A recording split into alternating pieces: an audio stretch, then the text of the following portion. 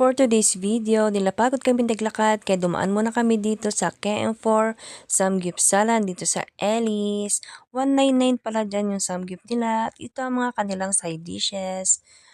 Nakalimutan kong tawag dyan. Ito minatamis na saging, kimchi, atsara. Ito yung gusto ko.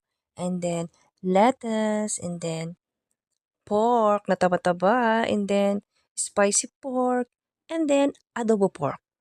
Actually, chicken hinahanap ko dyan pero wala, siguro naubos. Tas ito yung gusto ko, yung mga kimchi-kimchi na made of cucumber, and then lumpia na may sawsawang maanghang, and then maliliit na patatas, and then kimchi ulit na may tofu, and then hindi ko alam kung ano 'to, basta bilog-bilog. And then hindi ko na-video yung naipritong crispy na dahon ng kangkong kasi yun ang nilantakan ko.